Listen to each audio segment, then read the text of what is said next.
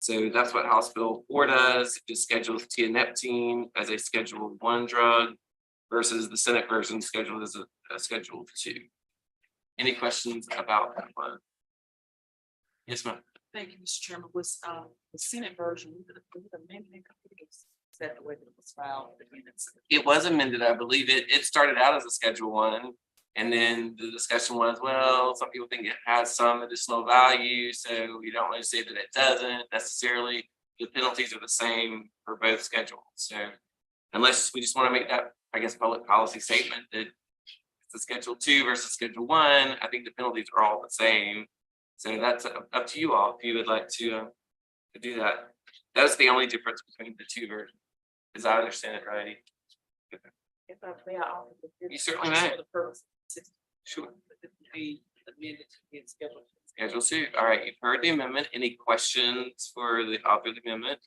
If not, all in favor say aye. Aye. Any opposed, nay. The ayes have it. All right. Thank you. Second one is House. Oh, it's early. Yes. It's House Bill to do pass as amended. Thank you, Mr. Vice Chair. All in favor say aye. Aye. Any opposed, nay. Okay, the ayes have it.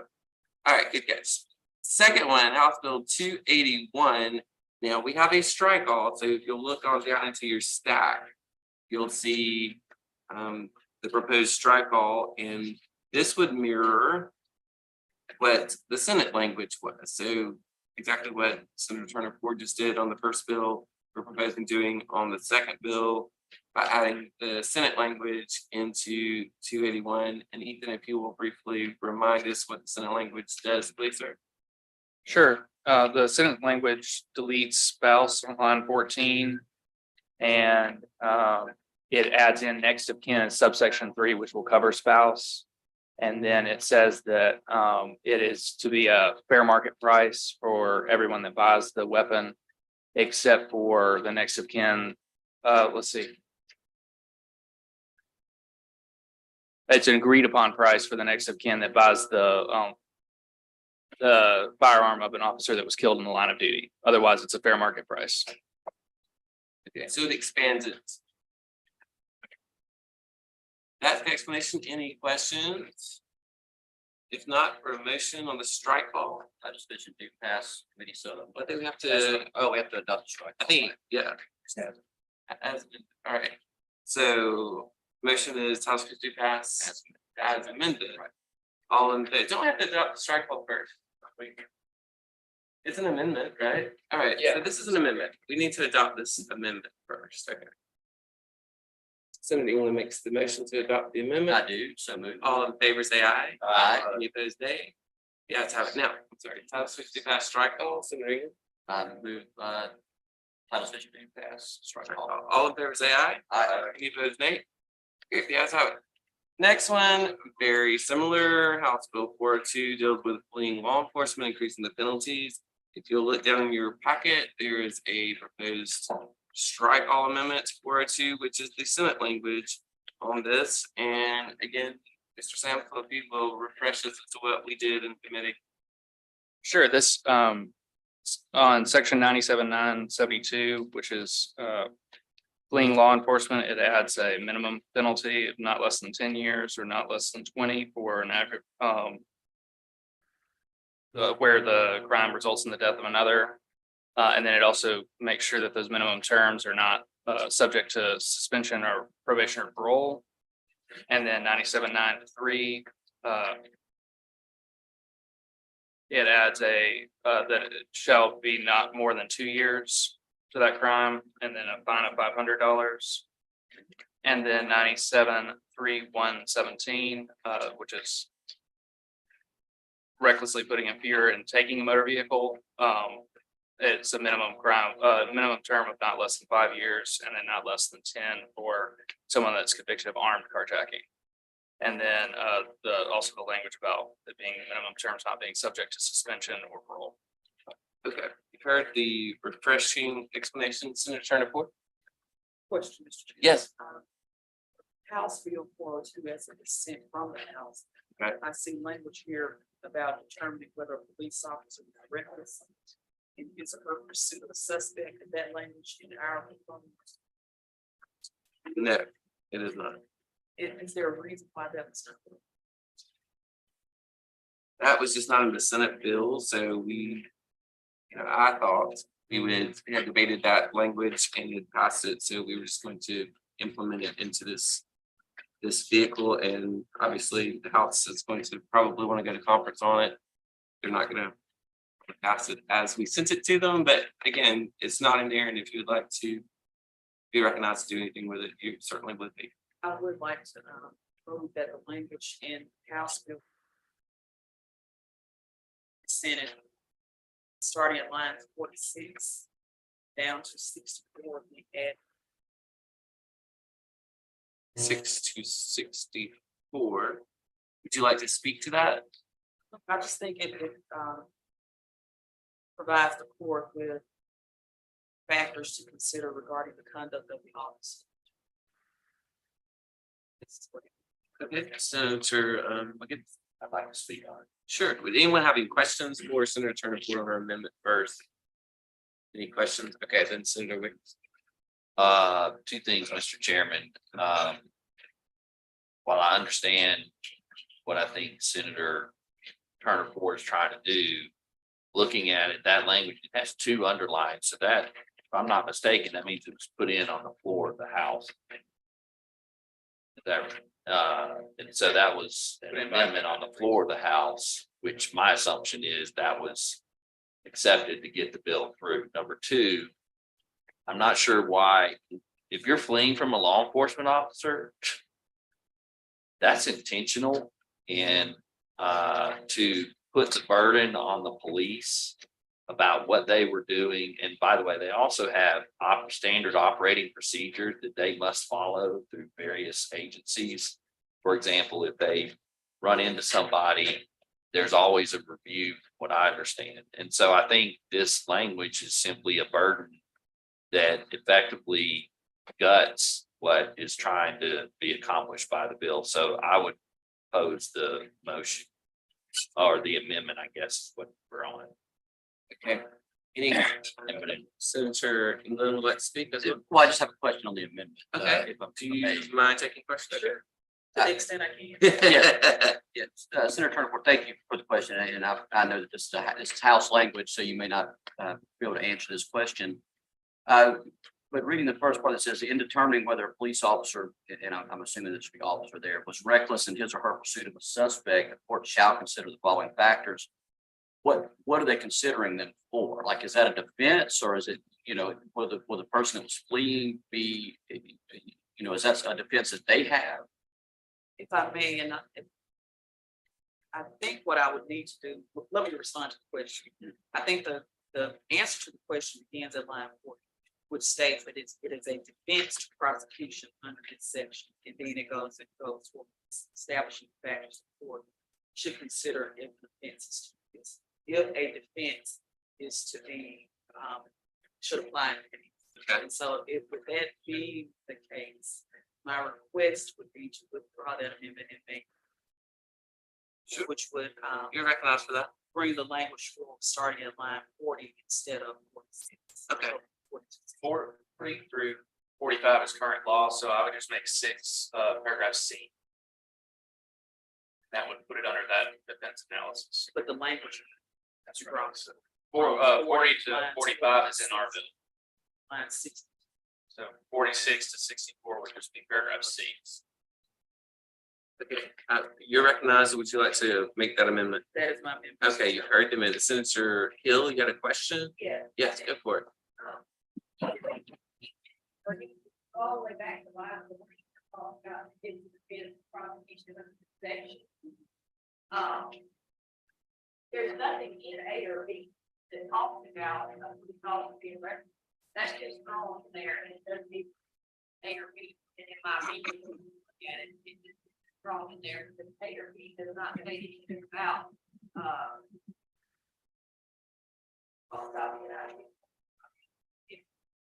if somebody proceeded to a well-known area. So I don't. Okay, Senator Turner, would you like to respond to that? Then it simply brings forward the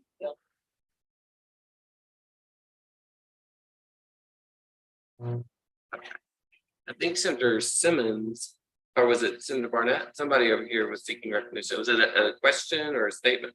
It was just, I'm sorry, Mr. Chairman, it was a statement Okay, on the amendment, on, it was on the previous amendment, but you're recognized to make a statement if you would like.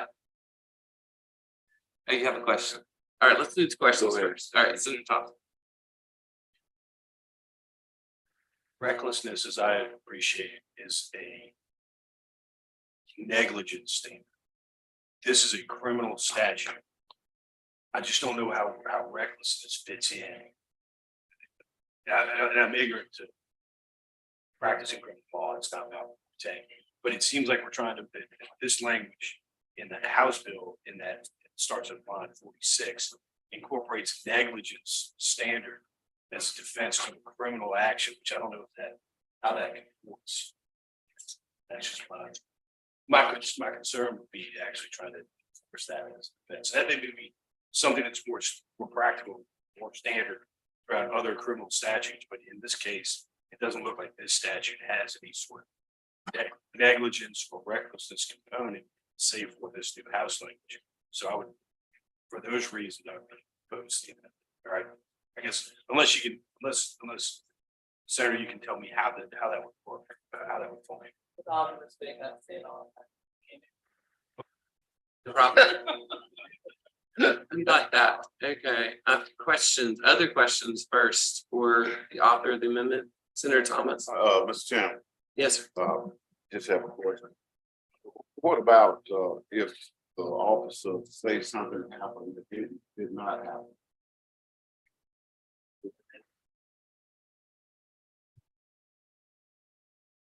Would you like to answer the question, Senator Turner? Basically, if the officer just lying and said that the person was fleeing and he was not. I think I would think that would apply possibly in a different. Sometimes they do lie. Senator Barr.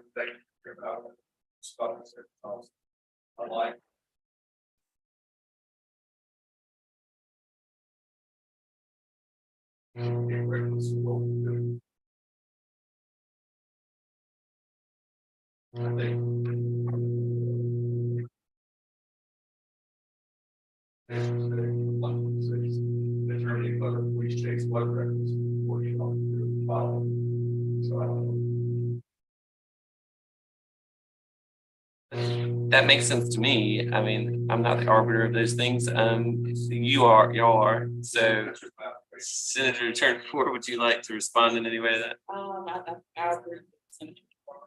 And Would you like to amend your amendment?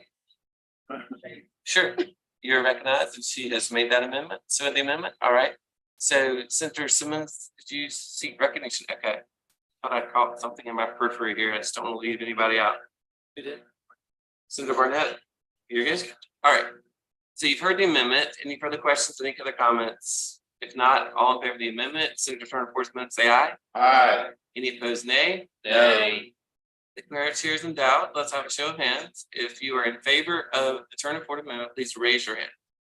Secretary, would you please? Count our. Okay. And please raise your hand.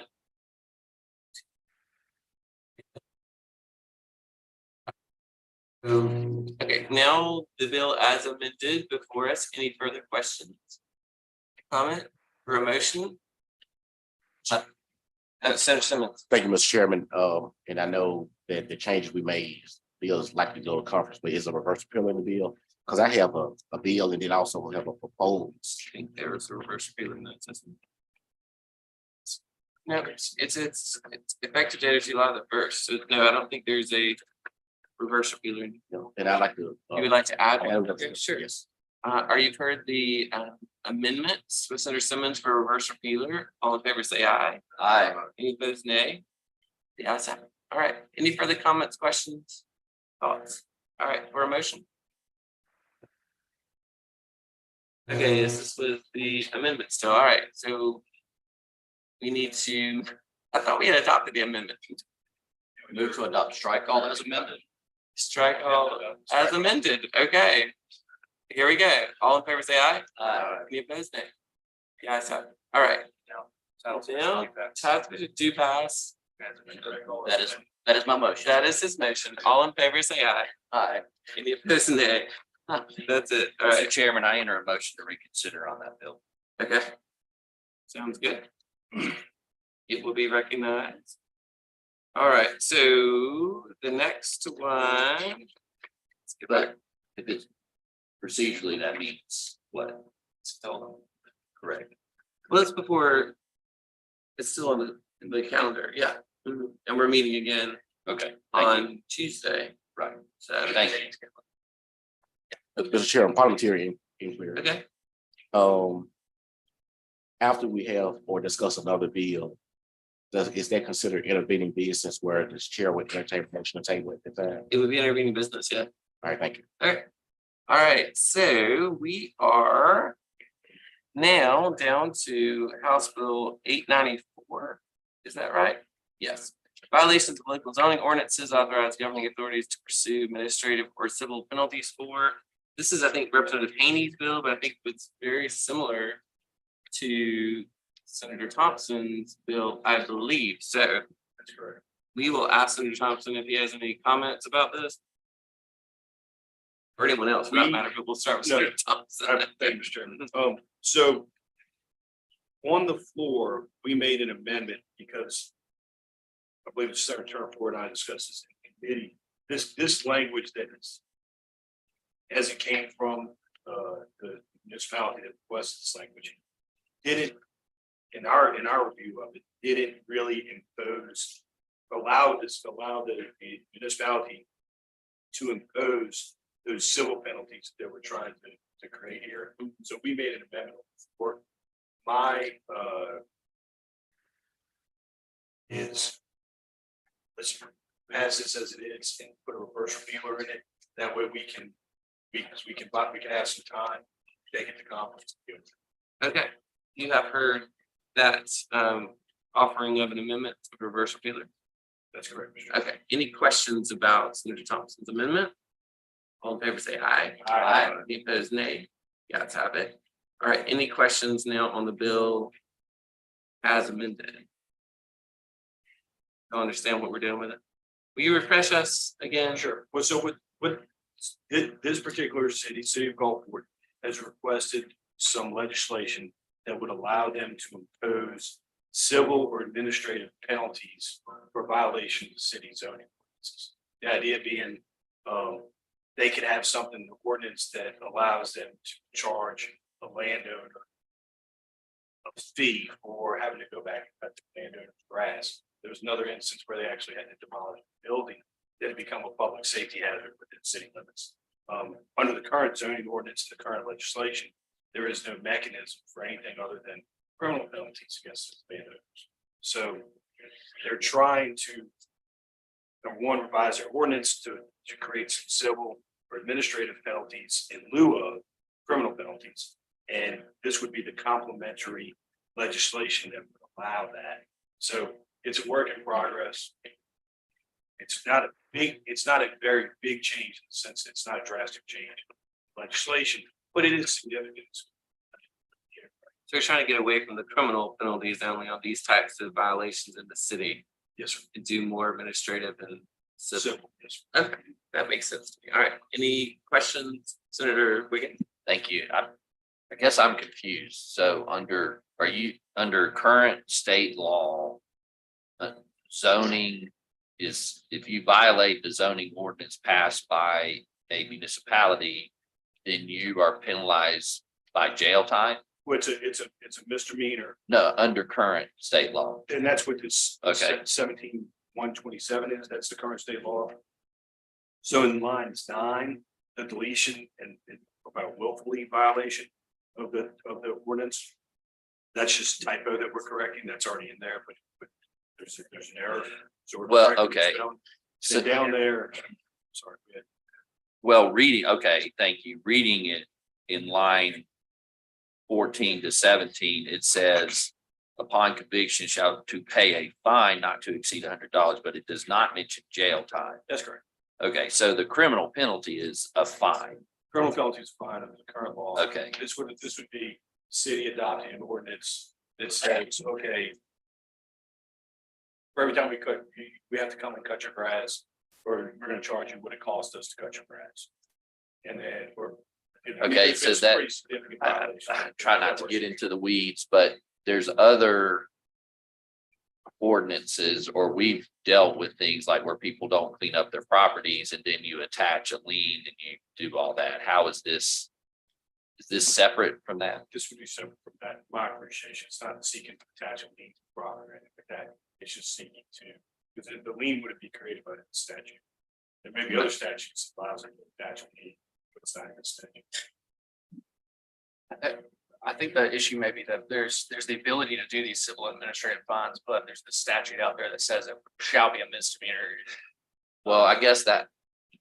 This is why we have the reverse repealer. I guess where I'm trying to go is that it doesn't even seem like the criminal penalty statute even needs to be there, because they can do it under a completely separate statute and already institute the civil laws.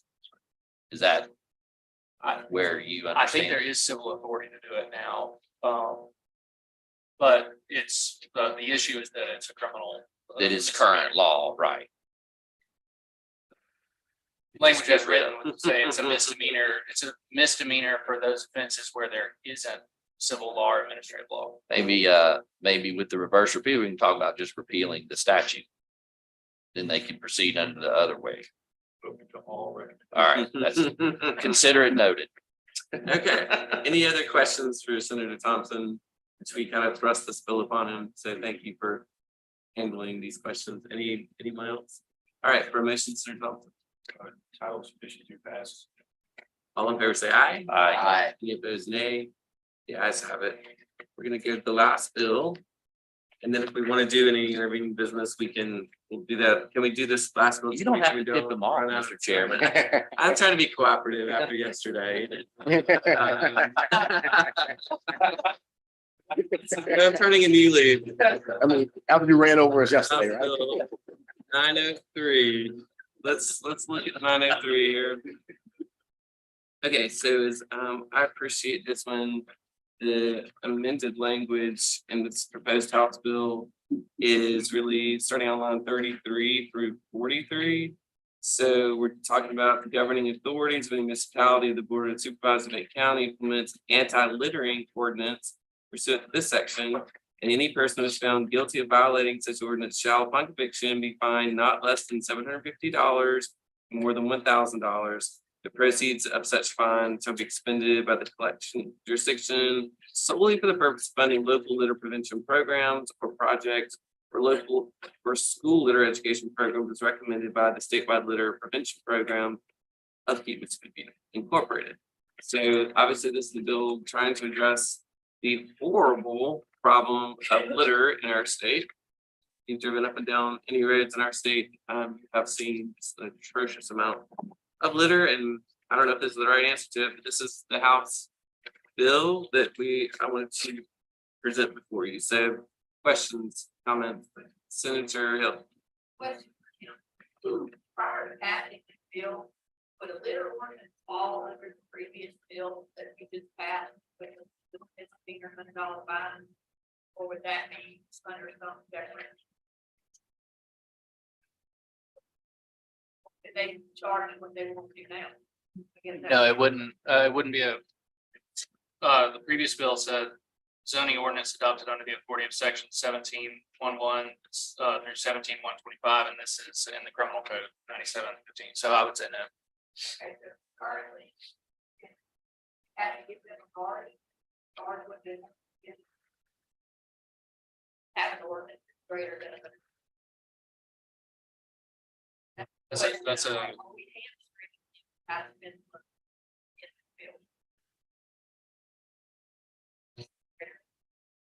I'm not sure the extent of their authority, the zoning ordinances. I would assume they probably could go higher. I'm thinking. That's all. Okay, Senator Turner. Thank you, Mr. Chairman. concerns. Next to the executive part. Okay. Mhm.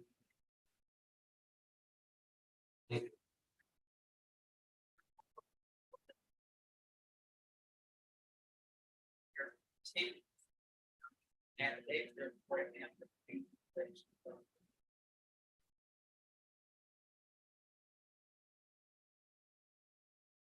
Would you like to offer an amendment to that effect? Yes, that's my amendment, that the language from starting at the proceeds, line 38.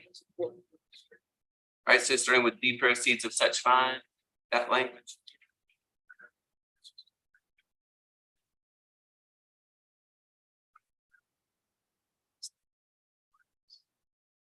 Okay, you're recognized for that amendment. Any questions for the author of the amendment? Yes.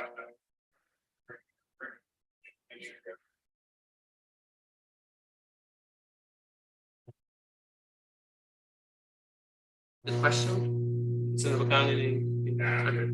All right, all in favor of the amendment, say aye. Aye. Any opposed, nay? The ayes have it. All right, any other questions about the bill? All right, for a minute. Thank you, Mr. Chairman. I'd like to move the table the motion. Right. Well, we gotta finish Yeah, this we're one gonna- first, so- A motion, cited suspension be passed as amended. All right, you're recognized. This is Type time of to pass as amended. pass. All in favor, say aye. Aye. Any opposed, nay? The ayes have it. So now I would recognize Senator Simmons for a motion, I like not it. recognized. I'd like to move the table the motion to reconsider on House Bill 402. I'd like to speak. Okay. Senator Wiggins, you're recognized to speak on that motion. Well, a couple things. First, as I pointed out, the language was. And I recognize there's now after what we've done, there's reverse feeler in it. The language was put in on the form. To Senator Thompson's point, you're adding a whole different perspective that has to be looked at. You're putting the burden on the police. And so when the police are chasing somebody because they've decided to ignore the blue lights and to stop, we're really going to burden the police with that. And I don't quite understand how when the police is chasing somebody on I-10 going 95 miles an hour, how they're supposed to not act unrecklessly. The person who's leading them on the chase is going 95 miles an hour. Okay. As I said earlier, in fact, all your police departments have a standard operating procedure in their policies that dictate how they do it. And if they violate that procedure, then they are fired or put on administrative leave. And yes, there can be things of, quote, danger to the public, and officers who engage in that have to be aware of that. But they are punished or at least held accountable by the operating procedures. And so to Senator Thompson's point, you're putting in a reckless standard of negligence into a criminal statute. And then this is saying a defense, and this particularly states that if they're not in uniform, which means they're not operating in their capacity as a police officer, then they don't have immunity and they can't do it. I think it's a whole other burden that we're putting on our police and law enforcement. And it will chill, and that's a legal term, it will stop them from pursuing criminals who have done it. And we've passed in this committee bills that have increased penalties for people running in their cars with children in there. And imagine if there's a child in the car and they're running from them, and the officer goes, well, you know what, I got to make sure I'm not being reckless. So that, Mr. Chairman, I would encourage the committee to vote against the motion. Okay, thank you. Senator Hill, you recognize? I would like also to speak against the motion to table. Mhm. If this becomes law, I agree with Senator Wiggins. No police officer is going to pursue anybody, no matter what. Because they're basically going to look at all this list and say, well, they're going to find something wrong if I pursue anybody. So that's my concern, that you're tying their hands up and making them afraid to do their jobs. And I think that that's the last thing that we need in this state or anywhere else is to tie their hands whenever they're pursuing a criminal. And so I would support Senator Wiggins against the motion to table. Thank you, Senator Burnett. Yes, sir. Thank you, Mr. Chairman. I would just like to speak in favor of the amendment by saying that I think we have a lot of technology out there today that helps our police more than hinders them from doing their job with body cameras and car cameras. But I don't think that this body should not forget, not too long ago in our neighboring state, when we had officers who did something that was very, very terrible. And I think that this is only saying that this proved that the officer was correct in their pursuit. This is why they did it. I think that this gives the officer more to stand on versus taking away their ability to do their job, is to prove that, hey, we did everything that the law said to do. And I think this helps them when they get to court. And I think this also put it back on the police departments to make sure that cameras are working, car cameras are working. I even know when I was a mayor, I made sure that those things, that my officers had those things and they worked. So when they got to court, it was not an argument on who was right and who was wrong. But I think that we should just remember that in our neighboring state, not that long ago, it brought this country to a point to where we shouldn't be yet. But I just think if we had things like this in place and other things, then both sides can be protected. Thank you, Mr. Chairman. Thank you, Mr. Chairman. All right. No. All right. Anybody else? All right, you've heard all the arguments. We'll go back to Senator Simmons to close. Thank you, Mr. Chairman. I think Senator Wiggins said it at the beginning of his opposition, which is the reverse pillar is in the bill. We've made a change to the bill. It's going to go to conference basically. And so this bill, I just want to keep it moving through the process. And I just didn't see a reason to keep it in the committee. And that's why I made the motion to table. Certainly after we've had discussion on it, the amendment passed. And so that's just the basic reasons why I actually moved the table. Okay, we're gonna do a show of hands because I know it's probably gonna be close. So all in favor of the motion to table, raise your hand. And let me count. All right, 6. If you're opposed to the motion to table, please raise your hand. And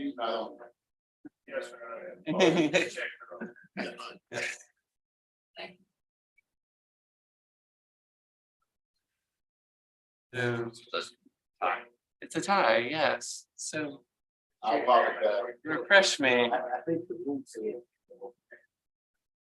Yes. Parliamentary inquiry. All right, what is your inquiry? Well, Senator Simmons, I don't know that that's the rule that it has. I've been under the committee. It's chairman's rules. Mr. Chairman, it's chairman's rules, and there are different committees that if it's a tie, then the motion fails.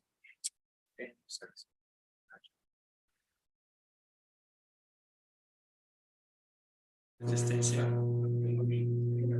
So the bill. Yeah, a tie is not a passage. A tie is neutral, so it doesn't pass. So then the question is, what happens to the bill? It just says on the motion to reconsider calendar. Yes, you're right, man. Yes, I did.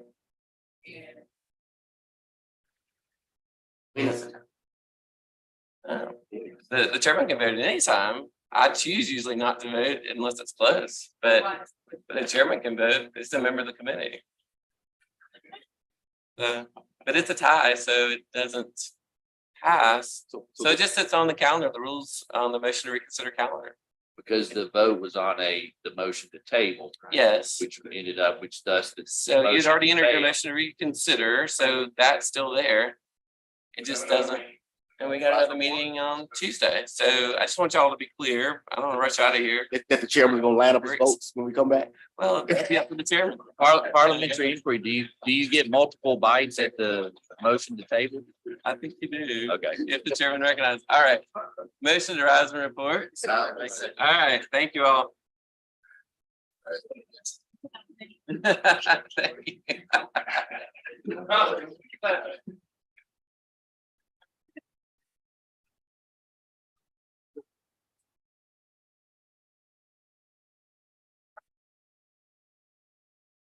you.